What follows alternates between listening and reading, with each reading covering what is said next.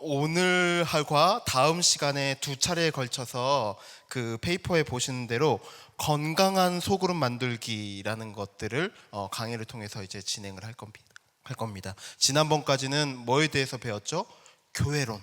네, 교회론. 제도적인 교회가 아니라 성경적인 교회는 어떤 교회인가에 대해서 저희가 생각을 해봤다면, 그러면 조금 이제 세부적으로 더 들어가죠. 교회에서 이제 소그룹으로 더 들어갑니다. 그래서 그러면 건강한 소그룹이란 무엇일까? 사실 그런데 여기서 모르는 내용은 아무것도 없습니다. 여기 계시는 리더분들은 정말 다 알고 있는 내용들입니다. 그래서 하다 보면 다 아는 내용인데 라고 하실 수도 있고, 새롭게 와닿다 보니까 다시 한번 내가 좀 곱씹어 봐야지 라고 생각하실 수도 있습니다. 우리가 늘 생각할 때 이것을 우리가 함께하는 이 목적은 여기에 빈칸을 100% 채우는 게 목적이 아닙니다. 예, 무슨 말 하려고 하시는지 아시죠? 네, 우리가 채워가는 즐거움도 같지만 그것을 통해서 정말 이 동순교회, 이 교회가 무엇이고 건강한 소그룹이 무엇이고 그것을 만들어 나가기 위해서 내 역할은 무엇이고 그것을 위해서 또 나는 무엇을 바라봐야 되고 무엇을 함께 꿈꿔야 되는지, 이러한 것들을 저희가 다짐하고 결단하는 그런 시간들로 가져가야지, 지식으로만 끝난다면 이것을 하는 이 담임 목사님의 목적은 좀 반감되겠죠. 그런 것들을 기억해 주시면서 함께 참여해 주시고, 그래도 빈칸을 잘 채워드릴 수 있도록 노력하겠다라는 말씀을 드리겠습니다. 네, 오늘 함께 살펴보겠습니다. 한번 큰 제목들 5개가 있는데요. 첫 번째, 소그룹에 대한 정의를 볼 거고요. 두 번째, 그러면 필수 요소가 무엇인지 볼 거고, 그 다음에는 핵심 가치, 네 번째는 핵심 요소가 그러면 무엇이냐라고 본 다음에 마지막 5번째는 이 소그룹 안에 비전과 목표를 설정하는 게 중요하구나라고 하는 것을 기억해 주시면 좋겠습니다. 저희는 지금 구역이니까 이 소그룹은 바꿔 말하면 뭘 말한다고 볼 수가 있습니까? 구역. 예, 구역에 대해서 지금 우리가 말을 하는 거일 수 있겠구나라고 그렇게 기억을 해주시면 좋겠습니다. 소그룹 정의 한번 보려고 하는데 화면 한번 띄워주십시오. 네, 몇몇 사람의 정의를 한번 보려고 하는데 쉐인이라는 분은 한번 뭐라고 얘기했는지 같이 읽어볼까요? 소그룹이란 서로 교섭하며 서로를 심리적으로 의지하고 자기들을 하나의 집으로 보고 있는 사람. 네, 집이라는 거 한번 떠올려 보십시오. 집하면 되게 불편하고 막 어렵고 가기 싫고 그런 곳인가요? 아니죠. 가고 싶고 쉬고 싶고 충전하고 싶고 그런 곳이 바로 집이라는 그런 장소이죠. 쉐인이라는 분은 소그룹을 이렇게 정의를 했습니다. 랄프 네이버라는 분은, 예, 이분이 웹사이트를 지으신 분은 아닐 겁니다. 예, 죄송합니다. 네, 랄프 네이버라는 분은 8명에서 15명, 숫자를 이렇게 좀 규정 지은 이유가 있겠죠? 그죠? 한번 다 소그룹을 운영해 보시기도 하고 참여해 보시기도 했으니까 적정 소그룹의 인원이 몇 명쯤이다라는 것들은 생각하실 텐데, 어떤 분들은 아마 8명보다 더 적어야 좀 나한테는 더 맞다라고 생각하신 분도 있겠습니다. 그러면 나에게 맞는 소그룹 인원은 몇 명이다라고 새롭게 한번 또 정해보셔도 좋습니다. 꼭 여기에 무조건 따라가실 필요는 없고요. 그렇게 구성된 기독교 공동체이고 교회 속에 뭐라고 합니까? 교회로서. 네, 소그룹도 그러면 무엇입니까?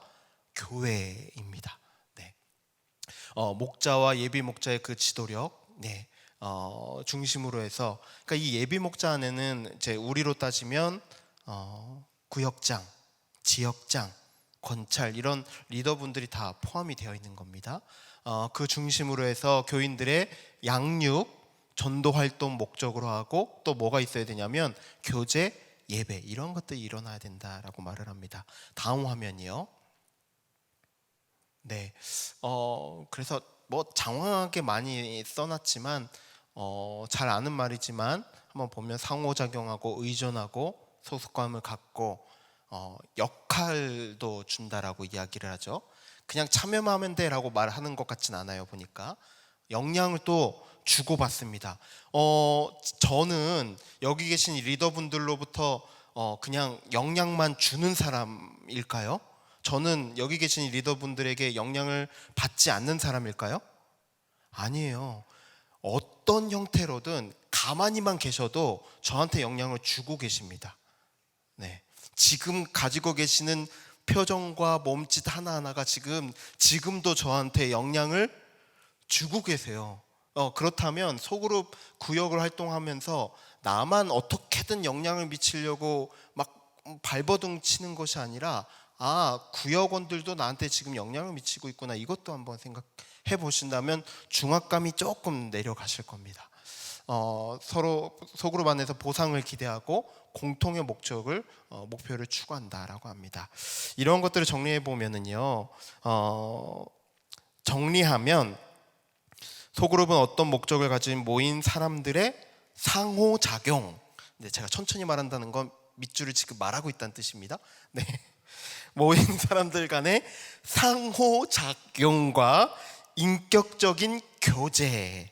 네, 상호작용과 인격적인 교제, 즉 삶을 나누고 삶을 공유함으로, 네, 삶으로 어떤 삶을 살아내냐면 그리스도의 삶을 살아내는 삶으로, 그리스도의 삶을 살아내는 믿음의 사람의 공동체라고 종합할 수 있다. 다시 한번 볼까요? 상호작용, 제가 밑줄만 지금 말씀드리는 거예요. 상호작용, 인격적인 교제, 공유, 그리스도, 믿음, 이러한 요소들이 들어가 있는 것이 소그룹이다라고 말을 하고 있습니다. 잠깐 이 상호작용, 공유, 실습을 잠깐 해보려고 하는데요. 아까 찬양할 때 있잖아요. 찬양 제목이 뭐였는데, 해 뜨는 데부터 해지는 데까지 할 때 그 후렴부에, 혹시 저는 어렸을 적에 이 찬양 부를 때 율동을 했는데 하시지 않았나요, 율동? 그래서 했고, 저 후렴부만 하려고 하는데, 할렐루야 주를 찬양할 때 혹시 저는 쳤거든요, 상대방 옆에 있는 분과. 상호작용 공유를 한번 해보려고 하는데 후렴만 좀. 네, 상호작용은 한 사람만 하는 게 아니고 뒷사람하고도 하고 앞사람하고도 하면서 이렇게 치는 것입니다. 그럴 때 상호작용, 만약에 옆 사람이 너무 없다, 그러면 허공이라도 한번 이렇게 쳐보시면, 정 안 되면 옆에 조금 옮기시면서도 한번 그렇게 잠깐 상호작용 한번 해볼까요? 후렴만 할게요. 나 못 들어. 할렐루야 주를 찬양, 모든 눈물 주를 찬양하라. 다시 한번. 할렐루야 주를 찬양. 저도 할렐루야 주를 찬양. 100명이 한 번만 더 할게요. 한 번만 더. 네, 저도 가서 한번 해보겠습니다. 할렐루야 주를 찬양, 할렐루야 주를 찬양, 다들 찬양하라. 할렐루야 주를 찬양, 할렐루야 주를 찬양, 생명 있음을 찬양해. 여러분은 잠깐 실습을 하셨습니다. 소그룹 안에서 어떻게 상호작용을 하고 어떻게 서로 공유를 하는지 하셨습니다. 예를 보여드린 거니까 구역에 돌아가셔서 직접 써먹어 보셔도 좋습니다. 저희가 이제 아무래도 교회 아니다 보니까 이성 간에는 신체 접촉이 조금 조심스럽지만 동성 간에는 충분히 저희가 할 수 있잖아요. 동성 간에 만약 누가 오셨으면 그냥 허공으로 살짝 이렇게까지만 하셔도 서로가 조금 그렇게 하는데 좀 더 도움이 될 수 있다라는 그런 생각이 듭니다. 네, 좀 정의에 대해서 한번 살펴봤어요. 이제 필수 요소로 한번 넘어가 보도록 하겠습니다. 소그룹의 필수 요소, 그 1번에 보니까 하나님을 알고 그를 향해 나아감이라고 하는데, 지금 여기에 밑줄 진 답은요, 방향을 이야기하고 있어요. 방향. 하나님이 어디에 계시죠? 위에 있죠. 그래서 위예요. 위를 향함. 예. 그러니까 이 소그룹 안에는 다양한 방향이 지금 필요하다라고, 한쪽 방향만 가는 건 곤란하다, 다양한 방향으로 가야 된다라고 이야기합니다. 위에는 하나님이 계시니까 위를 향하고 있고요. 서로 사랑한다, 서로라는 건 서로 하기 위해서는 어디로 가야 되냐면 안으로 들어가야 됩니다. 그래서 안으로 향해야 합니다. 이제 불신자는 안에 있나요? 바깥에 있나요? 예, 밖으로 가야죠. 밖으로 향합니다. 예, 충실하게 답을 드리려고 노력하고 있습니다. 밖으로 또 나가야 됩니다. 이거는 조금 예상하기 어려우실 텐데, 새로운 리더를 세우려면 뒤로 가면 안 됩니다. 어디로 가야 됩니까? 앞으로 가야 됩니다. 앞입니다. 제가 좋아하는 그 기도문을 한번 읽어드리려고 하는데요. 사실 위, 안, 바깥, 앞, 이러한 것들의 모든 방향 안에는 하나님이 계셔야 됩니다. 길 떠나는 이를 위한 기도 들어보신 분도 계실 텐데 한번 들어보십시오. 주님이 그대 앞에 계셔서 그대에게 바른 길 보이시길 바랍니다. 주님이 그대 곁에 계셔서 그대를 팔로 껴안아 지키시길 바랍니다. 주님이 그대 뒤에 계셔서 못된 사람들의 나쁜 계획에서 그대를 보존하시길 바랍니다. 주님이 그대 아래에 계셔서 그대가 떨어지면 받아주시고 그대를 덫에서 끄집어내시길 바랍니다. 주님이 그대 안에 계셔서 그대가 슬퍼할 때 그대를 위로해 주시길 바랍니다. 주님이 그대 둘레에 계셔서 남들이 그대를 덮칠 때 막아주시길 바랍니다. 주님이 그대 위에 계셔서 그대에게 복 주시기를 바랍니다. 이처럼 그대에게 은혜로우신 하나님이 복 주시길 바랍니다. 어느 방향에 있든지 사실 하나님이 계셔야 됩니다. 지금 위, 안, 바깥, 앞 이런 거 했을 때 가장 기본적으로 우리가 하나님과 함께 하신다는 그 사실을 기도 가운데, 은혜 가운데 깨닫지 못한다면 안으로 서로 사랑하고 불신자에게 나아가고 리더를 세우는 것은 우리 기독교 이 교회 안에는 상당히 잘못된 방향으로 갈 가능성이 높다라는 것을 말씀드리고 싶습니다. 소그룹의 필수 요소, 그런 면에서는 위, 안, 밖, 안으로 앞으로 간다는 것들을 기억해 주시길 바랍니다. 이번에는 소그룹 핵심 가치에 대해서 한번 살펴보도록 할까요? 10가지를 제시하고 있습니다. 총 이 10가지 속에서 말씀드렸듯이 여기에는 새로운 것이 없어요. 다 이미 신앙생활 하시면서 알고 있는 상황인데, 우리가 교제를 하면, 구역 모임을 하면, 소그룹 활동을 하면 이러한 요소들이 우리가 있어야 된다는 사실은 잘 알고 있거든요. 근데 이 자리 가운데 한번 들어보시면서 저도 그렇고 또 여기 계시는 리더들도 나는 내가 속한 소그룹에서는, 내가 이끌고 있는 구역 모임 안에서는 이러한 가치가 사람 숨쉬고 있는가? 어느 정도 발휘가 되고 있는가? 어느 정도 이것이 풍성하게 되어지고 있는가를 한번 생각해 보시면 좋겠습니다. 사실 우리 동순교회 지금 구역 모임이 그렇게까지 지금 활성화되지 않고 있어요. 그러다 보니까 어떤 리더들께서는 속앓이만 하시는 그런 경우들도 많이 있으신 것도 알고 있습니다. 그렇다면 실제적으로 하지 못하는 경우 있다면, 나는 이러한, 특히 이 10가지 중에 모든 것을 다 우리가 품고 가야 되겠지만 어떤 것들을 나는 조금 더 중점적으로 한 3-4가지 정도는 더 주안점을 가지고 가면 참 좋을 것 같다라는 기대를 한번 같이 또 해보셔도 좋을 것 같습니다. 네, 한번 10가지 한번 가볼까요? 네, 깁니다. 10가지. 첫 번째는 인정, 괄호하고 격려입니다. 첫 번째. 그 뒤에 그 답이 좀 나와 있어요. 구성원들이 서로 인정하고 격려하며 그리스도 안에서 서로 세워지고 서로의 성장을 돕는 분위기를 조성하는 것이 중요하다. 격려는 영적 근육을 단련하게 한다. 이 말 혹시 와 닿으세요? 격려는 영적인 근육을 단련시킨다. 이 말이 좀 와 닿으세요? 왜 격려가 그 영혼을 살리고 근육이라는 것은 더 단단하게 하고 그 사람이 뭔가 더 잘할 수 있도록 하는 토대가 되어주는 것이 근육이잖아요. 그죠? 왜 격려가 그러한 것일까는 경험을 통해서 합니다. 그죠? 내가 격려받고 칭찬받고 인정받았을 때 내가 그러한 사람이구나 라는 것을 알 수가 있죠. 리더가 하는 격려는 조금 다르게 느껴지지 않으세요? 내가 옆 사람에게서 받는 격려와 담임 목사님에게서 받는 격려 좀 다르게 느끼지 않으세요? 왜 똑같은 사람이 격려하는데 담임 목사님이 격려하면 왜 더 다르다고 느껴지세요? 예, 뭐 더 좋은데 어떡해요, 그죠?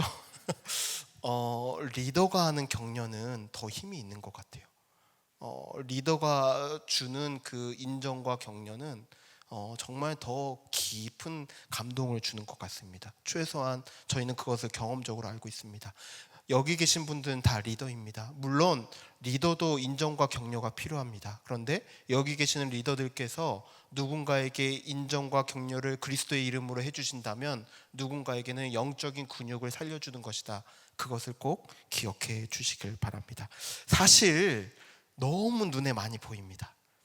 이거 부족하고 저거 좀 잘하면 좋겠고 왜 좀 기도 좀 하고 좀 말씀도 좀 보고 퇴근하고 싶은 게 리더의 눈높이에서는 보이는 것들이거든요. 그런 경험들 하실 거예요. 기도 좀 해. 말씀 보면 되는데 왜 그걸 안 해? 10분만 보면 된다니까. 이 말과 이야 한 번 봤어요? 대단하네. 나중에 한 번 더 봐봐요. 이렇게 말하는 것은 조금 다를까요? 비슷할까요? 예, 저는 잘할까요? 저도 못하죠. 저도 더 이렇게 노력해야 될 텐데 그렇게 인정하는 말과 비판하는 말은 듣는 사람으로 하여금 다르게 느껴지게 한다. 내가 당해봐야 한다. 한번 또 그렇게 한번 기억해 보시면 좋겠습니다. 이 격려에는 종류가 여기 그 글에는 없지만 가르치는 격려가 있고 다른 사람을 세우는 격려가 있고 하나님을 사랑하는 격려가 있고 또한 이웃을 사랑하는 격려가 있다. 그냥 인간적인 말, 지금 이 말씀을 드린 것은 인간적인 말로 하는 것이 아니라 하나님의 이름으로 내가 이미 하나님께 은혜를 받은 사람으로서 하는 그 격려가 더 큰 힘이 있다. 그러니까 다른 말로 하면 진심 어린 인정과 격려가 더 힘이 있다라는 말씀을 드리고 싶고 나의 그 신앙이 바탕이 된 그 격려는 더 큰 힘이 있다. 그 말씀을 드리고 싶습니다. 두 번째, 혹시 두 번째 뭐라고 예상이 되세요? 이번 그 괄호에 그 뒤에 글에는 이 정답되는 게 없어요. 단어가 없어요. 아쉽게도 구성원들과 그들이 가진 자원이 서로를 위해 사용되어야 한다. 시간도 있어야 되고 관심도 있어야 되고 깨달음도 있어야 되고 물질적인 자용도 있어야 되고 이것을 다 사용하는 걸 헌신이라고 합니다. 네, 헌신. 어떤 리더들께서는 시간, 관심, 깨달음, 물질적인 자원을 다 사용하실 수 있는 분이 있고 어떤 분들은 이 중에 일부를 사용하실 수 있는 분도 있습니다. 이것을 다 사용해야 무조건 더 좋은 리더다라고 생각하지는 않습니다. 다만 이러한 것들을 내가 나의 어떤 여건과 나의 신앙 안에서 이것을 내가 어느 정도나 내 구역원들에게 할애할 수 있을까, 이 고민은 한번 해보시면 참 좋겠다라는 생각이 듭니다. 우리는 너무 바쁜 시대에 살고 있습니다. 시간 없어요. 바빠서 어떡해요. 저희 잘 쓰는 말 있죠, 그죠? 밥 먹읍시다. 아유 바쁜데 어떡해요. 뭐 이 말들 하는데 거기에서 이 시간을 쓴다는 건 관심이 있기 때문이고 내 안에 이미 예수 그리스도에 대한 그 영적인 깨달음이 있다면 시간과 관심을 가질 수밖에 없고 그러다 보면 그 사람이 너무나 귀해서 때로는 밥도 같이 먹고 사줄 수도 있는 이제 그런 것이 될 수도 있다는 이야기죠. 세 번째입니다. 이거는 뭐 너무 기본이고 너무 잘 알고 있는 바라서 빈칸만 채우고 넘어가겠습니다. 뭘까요? 기도입니다. 예, 기도입니다. 너무 기본이라. 근데 너무 기본이 너무 중요한데 너무 안 하는 거 아시죠? 네, 기도와 말씀, 저희가 늘 중요하게 생각하는 우리 신앙생활의 두 가지가 기도와 말씀인데 가장 중요하기 때문에 가장 등한시하기도 하는 것이 기도와 말씀이기도 합니다. 가장 중요하게 여기면 좋겠습니다. 네 번째, 그냥 말할게요. 열린 태도입니다. 제가 여기에 밑줄을 한 것은 우리 리더분들께서 잘 아시지만 이러한 태도를 좀 더 가지시면 우리 구역원들과 나누는데 훨씬 더 좋겠다라는 마음이 들어서 밑줄을 무지하게 많이 만들었습니다. 이 안에 열려 있을 때 서로 정직해지고 자신의 감정을 쉽게 나눌 수 있다. 이거 너무 당연하죠, 그죠? 그렇게 나눌 수가 있는데 진실한 관계를 만들기 위해서 열린 자세가 필요하답니다. 그러니까 나부터 마음의 문을 열어야 서로 관계가 신뢰감이 생기고 진실할 수 있다라고 이야기를 하죠. 특히 리더가 열린 태도를 가져야 자유롭게 말할 수 있다. 네, 때로는 리더가 권위적인 그 태도를 내려놓고 아주 밑에 있는 사람처럼 행동해야 될 때가 있습니다. 어느 때는 마음이 풀어질 수 있도록 농담을 해야 될 때가 있고 나의 아픈 이야기를 또 이야기해야 될 때가 있고 또 내가 약간 해픈 사람처럼 보일 때가 필요할 때가 또 있습니다. 그것은 각 리더의 어떤 성향과 역량과 가지고 계시는 생각들에 따라서 자유롭게 하시되 나 농담으로서도 충분히 사람들의 마음을 열 수 있다 그러면 해보셔도 좋겠습니다. 제가 농담을 잘 못하는 스타일이라서 말씀드리는 겁니다. 네, 열린 태도가 필요하다. 그러기 위해서는 질문도 어떤 질문이 필요할까요? 닫힌 질문이 필요할까요? 열린 질문이 필요합니다. 예, 열린 질문. 예, 열린 질문과 닫힌 질문의 예 아시죠? 네, 그 사람에게 예, 아니요 대답하게 하면 닫힌 질문입니다. 믿음 있어요? 기도해요? 말씀 얼마나 봐요? 이것과 예, 아니요로밖에 대답 못하잖아요, 그죠? 예, 어떻게 지내셨어요? 일주일간 살면서 내 마음 가운데 감정이 무슨 색깔이 생각이 나셨어요? 왜 그런 색깔이 생각이 났어요? 혹시 기도 제목 들어보니까 조금 힘든 게 있었던 것 같은데 혹시 무슨 일이 있었는지 물어봐도 될까요? 예. 제 경험상 그래도 답을 잘 안 합니다. 이게 누군가에게 상대방이 마음의 문을 연다는 게 그만큼 어렵다. 정말 쉽지 않다. 그럼에도 불구하고 먼저 리더는 열린 태도와 열린 질문을 가져야 된다라고 합니다. 그런데 그 구역원이 자신이 이야기를 할 때가 있어요. 갑자기 느닷없이. 그러나 그 구역원은 듣는 사람 입장에서는 느닷없이 하는 거지만 수많은 고민을 하고 수많은 말을 할까 말까라는 생각을 하다가 말을 하는데 리더의 입장에서는 느닷없이 하는 겁니다. 그때 결국 열린 태도는 경청하는 귀를 요구합니다. 경청하는 귀. 빨리 끝나고 내가 해야 할 일이 있어요. 그러면 잘 들리지 않습니다. 2시에 끝나기로 했는데 갑자기 1시 50분부터 이 사람이 말을 하기 시작하는 거예요. 나 2시에 나가서 지금 할 일이 있는데. 그러면 들릴까요? 안 들리죠. 근데 어떻게 해요? 들어야죠, 그죠?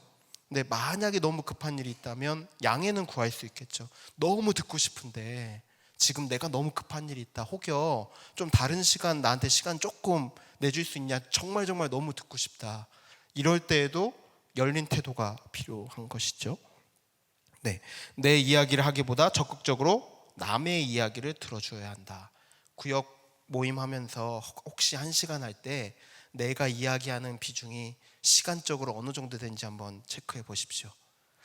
혹여 한 50분 정도 내 얘기한다 이러면 조금 시간을 좀 줄이셔야 됩니다. 네, 조금 왜냐하면 소그룹 모임은 강의 시간이 아니기 때문입니다. 네, 저는 제가 강의를 책임졌기 때문에 계속 얘기할 준비를 제가 준비해야 되지만 소그룹 모임은 계속 이야기하는 시간이 아니라 가장 좋은 소그룹 모임은 듣는 시간을 더 늘릴 수 있으면 정말 좋은 시간입니다. 내가 아무 말 안 해도 구회원들끼리 서로 이야기가 막 주고받을 수 있으면 더 좋은 시간. 다만 엉뚱한 이야기로 가는 것은 조금 막아야죠. 그때는 조금 방향을 돌릴 필요는 있다라는 생각이 듭니다. 다음 5번째입니다. 신뢰가 형성되려면 사람들 안에서 진실을 말해야 합니다. 정직입니다. 정직. 네, 화면 한번 띄워주십시오. 네, 그 네이버라는 사람은 어느 누군가가 투명성을 가지고 자신을 있는 그대로 드러내는 위험, 여기 위험이라는 표현을 했어요. 위험을 감수하지 않으면 이 구역원들도 그런 위험을 감수하려고 하지 않는다. 그러니까 한마디로 모범 보이지 않으면 아무 소용이 없다, 그 말을 하고 있는 겁니다. 네, 6번부터는 조금 빨리 가볼게요. 네, 안전과 비밀 유지입니다. 정말 중요합니다. 교회 안에 이걸 깨트리는 경우가 너무나 많기 때문입니다. 그걸 깨트리는 순간 더 이상 구역원은 말을 하지 않습니다. 더 이상 구역원들과는 대화를 할 수 없고 구역원들의 그 영적인 생활을 깨우쳐 줄 수가 없습니다. 생각보다 더 많이 안전과 비밀 유지는 정말 중요합니다. 그것을 중요한 가치로 리더분들이 꼭 여겨주시기를 저는 부탁드립니다. 그러지 않았을 때 공동체가 깨어지는 경험은 다른 교회에서도 많이 들으셨을 겁니다. 잘 지켜주시면 너무나 좋겠습니다. 7번째, 관심입니다. 관심. 네, 뭐가 필요한지, 어떠한 감정인지, 어떠한 배경인지, 현재 상황은 어떠한지, 그러한 것들에 대한 관심. 근데 처음부터 다 알아볼 수는 없죠. 열린 태도로 가지고 그 분이 마음을 여는 만큼 계속해 갈 때 더 열어주시면 더 여는 대로 관심. 8번째, 상호 점검입니다. 상호 점검. 여기서 말씀드리고 싶은 것은요, 점검할 때 상대방을 비판하기 위한 용도가 아닙니다. 점검. 아까 말씀드렸다시피 기도 예 드렸잖아요. 기도 얼마나 하세요? 10분밖에 안 해요? 20분은 해야 될 거 아니에요. 30분은 해야 기도하는 거예요. 왜 점검합니까? 예, 그런 거는 만약 그러한 피드백을 준다면 그래도 점검할 필요는 없다고 제가 또 말하면 마음이 약해지니까 그래도 점검할 필요는 있는데, 점검의 목적은 여기 글에 나와 있는 대로 자신이 부족한 영역에서 다른 구성원들의 지지, 격려, 도움을 기꺼이 받아들이고 서로를 지원할 수 있도록 하는 용도입니다. 그것을 기억해 주십시오. 9번, 전도입니다. 전도. 요즘 시대에 전도하기 참 어려운 시대인데요. 그럼에도 불구하고 저희가 작은 교회가 우리 구역이기 때문에 전도에 대한 염두는 꼭 하고 있고, 그 각 구역원들이 마음속에는 그 믿지 않는 가족이든 친척이든 친구든 누군지 간에 나는 이 사람을 전도의 대상으로 삼아 볼게요, 기도할게요, 때가 되면 한번 이야기해 볼게요 라는 그런 마음을 갖도록 계속 이 전도에 대한 마음은 품을 수 있도록 리더분들께서 제시해 주실 줄 알아야 합니다. 10번째, 배가입니다. 배가. 전도하다 보면 이제 늘어나죠. 네, 가장 좋은 것은 구역원이 아까 8명에서 13명 했는데 너무 많이 늘어나다 보니까 뚝 떼어주는 거. 그래서 소그룹이 구역이 2개가 또 되어지는 것. 그렇게 되면 너무 좋은 발전으로 간다고 볼 수가 있죠. 네, 지금까지 이렇게 10가지 핵심 가치, 아까 말씀드린 대로 이 10가지를 내가 다 이렇게 소화하는 것이 나에겐 좀 부담스럽다 하시면 내가 소화할 수 있을 만큼 여기서 나에게 더 와닿는 어떤 가치들을 좀 마음에 새겨주시면 좋을 것 같습니다. 그 다음에 이제 4번 소그룹의 핵심 요소입니다. 핵심 요소. 이것도 그냥 간단히 하고 좀 넘어갈게요. 요소 첫 번째는 영적인 변화를 추구하라. 괄호 안에 그래서 또한 변화입니다. 둘 다 변화입니다. 영적인 변화를 추구하라. 괄호 변화. 네. 이 영적인 변화는 후퇴를 얘기하는 게 아니죠. 조금 물론 내 개인적으로는 내 신앙이 후퇴하고 있는 것 같아라고 이렇게 여겨질지라도 나의 지향성은 조금 더 성숙해야지, 조금 더 성장해야지라는 그 마음을 가져야 된다는 것이죠. 두 번째, 온전한 관심을 기울여 목양하라. 그래서 괄호도 목양입니다. 목양은 우리 목사님들만 하는 걸까요? 네, 소그룹 이 리더 안에서의 리더도 목양을 해주셔야 되죠. 지금까지 그래서 이런 강의를 하고 있는 거고, 그래서 그러한 목적이 있다는 것을 기억해 달라라고 말씀을 드리고 있는 겁니다. 세 번째, 진실한 관계를 형성하라. 그래서 괄호도 관계입니다.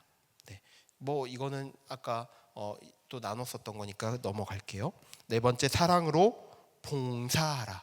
사랑으로 봉사하라. 괄호하고 사역입니다.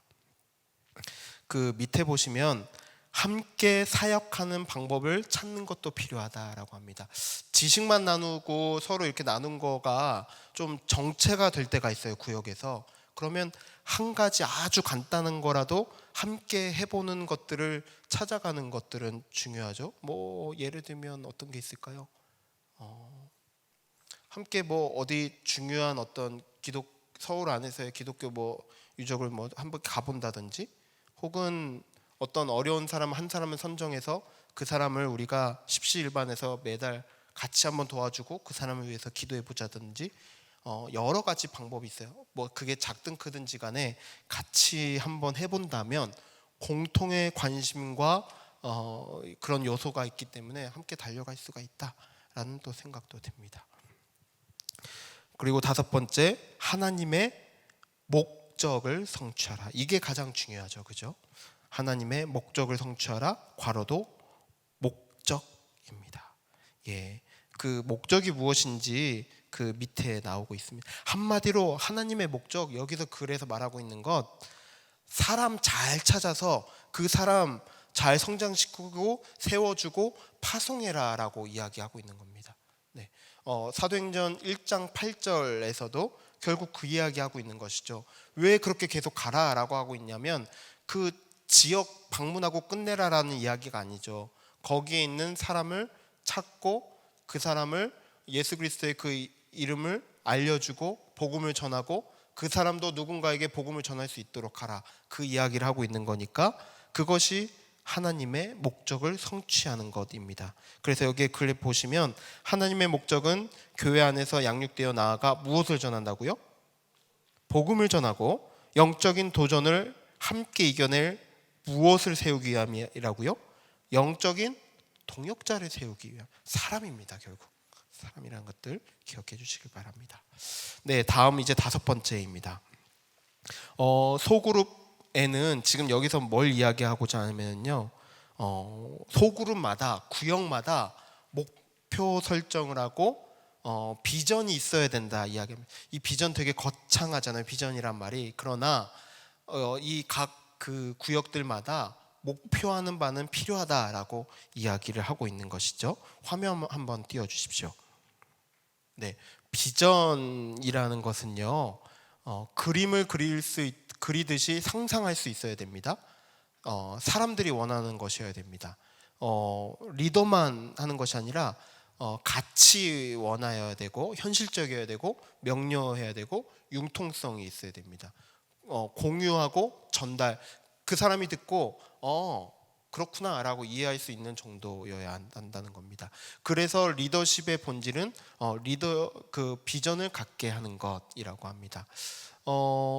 우리 구역 리더들께서는 아무래도 1차적인 목표는 우리 구역원들이 신앙생활을 잘 유지하게 하는 것에 목표가 있겠죠. 아무래도 관리하고 모임을 갖는 그 모든 목적은 우리 구역원들이 좀 신앙에서 벗어나지 않고 신앙의 그 테두리 안에 잘 있게 하는 1차적인 목적은 있을 터인데, 그것뿐만 아니라 우리 리더들이 가지고 계신 각 은사에 따라서 조금 더 교회, 우리 동순교회의 비전에서 벗어나지 않는 비전을 가지고 접근을 하신다면 우리 리더들 마음 안에 내가 리더를 하는 어떤 보람이라고 해야 될까요? 하나님에게서 받는 그 기쁨이 더 배가 될 것이라 생각이 듭니다.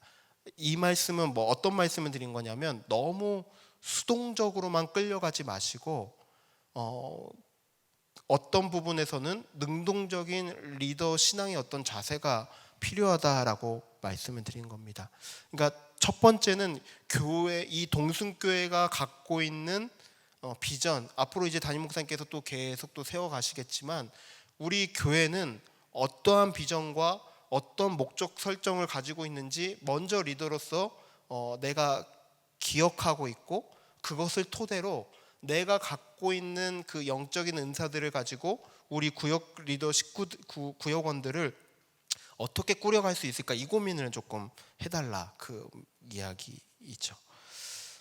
그래서 잔 맥스웰이라는 사람은 6가지로 이 비전을 갖기 원하는 리더들에게 충고를 한다라고 합니다. 첫 번째, 당신 내면의 비전을 보라라고 이야기합니다. 네, 비전은 어디 바깥에서 시작하는 게 아닙니다. 이 안에 있습니다. 이미 있습니다. 이미 있는 것을 하나님 안에서 발견하는 것이 내 안에 있는 비전이라고 할 수가 있겠습니다.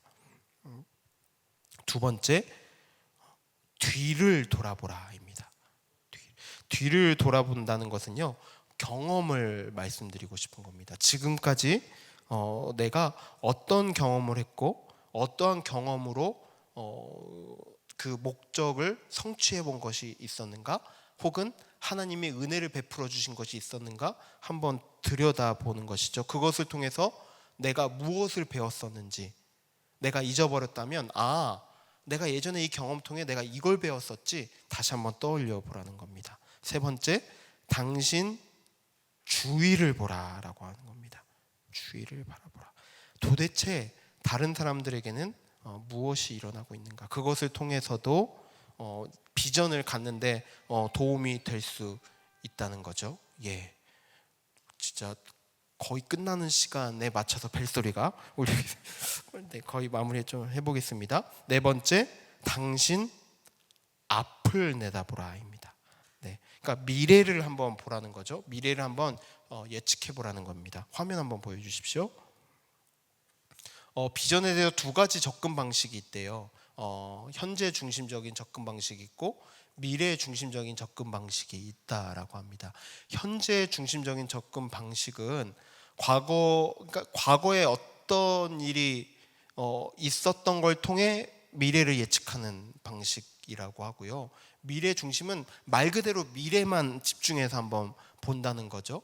미래는 이렇게 되어야 되니까 현재가 이렇게 표현해야 된다. 네, 2개 조금 차이점 아시겠죠? 근데 이 미래에 대한 접근 방식은 이 2개가 다 고려가 되어야 된다라고 이야기를 하고 있습니다. 과거가 이랬으니까 미래는 무조건 이래야 돼, 그러면 어쩌면 너무 융통성이 없는 변화를 꿈꿀 수가 있습니다. 너무 미래만 바라보면서 현재를 대입하려고 하면 현실적이지 않고 허무맹랑한 비전을 설정할 수가 있습니다. 이 2개가 같이 가야 된다는 거죠. 과거에 있었던 것들을 고려하면서 미래에 그것과 또 좀 별다르게 미래에는 이런 게 좀 있으면 좋겠어 라는 생각을 같이 가져가서 두 개가 융합이 돼야 된다라고 말을 하고 있습니다. 다섯 번째, 당신 위를 보라입니다. 아까 서두에 말씀드렸으니까 이 비전은 나의 비전이 아닙니다. 하나님의 비전이라는 것을 우리는 지식으로, 가슴으로, 내 의지로 기억해야 합니다. 내가 생각하는 그 비전이라고 할지라도 기도 가운데 하나님, 혹시 이것을 나에게 비전으로 주셨습니까? 내가 이것을 확신할 수 있도록 은혜 베풀어 주옵소서. 내가 하나님께서 나에게 주신 비전이라고 한다면 환경에 영향이 있을지라도 흔들리지 않게 도와주십시오. 이렇게 하면서 나아갈 수 있어야 합니다. 그래서 이 소그룹의 비전은 반드시 하나님이 원하시는 것을 보는 그 리더를 통해서 세워지더라라고 합니다. 그 말은 우리 리더부터가 신앙적으로 잘 깨어져 있어야 된다라는 그런 뜻이 되겠죠. 여섯 번째, 당신 옆을 보라입니다. 독불장구처럼 나아갈 수 없습니다. 옆에 사람들이 혹은 내 주변에 있는 리더가 혹은 내 주변에 있는 구역원들이 무엇을 생각하고 있고 어떤 것을 보고 있고 혹여 나보다 더 차원 높은 비전을 꿈꾸는 구역원을 만나요. 미워 이러고 이렇게 가라고 하실 거예요? 그렇게 안 하실 거죠? 그러면 야, 한번 생각해 보자. 오, 그런 비전이 있어요? 한번 저도 기도하면서 한번 생각해 볼게요. 이런 또 마음의 자세도 또한 필요할 것입니다. 지금 비전에 대해서 말씀을 드렸는데요. 이런 비전을 위해서는 이제 목표 설정이 필요합니다. 그래서 밑줄 보시면은요. 1번, 우리는 지금 어디에 서 있는가? 지금 어디에 서 있는가? 두 번째, 지금 어디로 가고 있는가? 적느라 바쁘시죠? 지금 어디로 가고 있는가? 세 번째, 우리는 어디로 가고자 하는가? 우리는 어디로 가고자 하는가? 네 번째, 무엇이 우리를 거기까지 데려다 주겠는가? 그러니까 목표 설정할 때 이런 질문들을 해봐야 된다는 것입니다. 총 9가지로 제시가 되어 있는데 목표 설정이 사실 목표 설정한다는 것이 좀 귀찮을 수도 있고 너무 거창해 보일 수도 있습니다. 아까 말씀드린 것처럼 이것이 비전과 더불어서 나에게 있다면 조금 더 건설적으로 우리 구역을 꾸려가는 데는 더 도움이 있겠다 싶고요.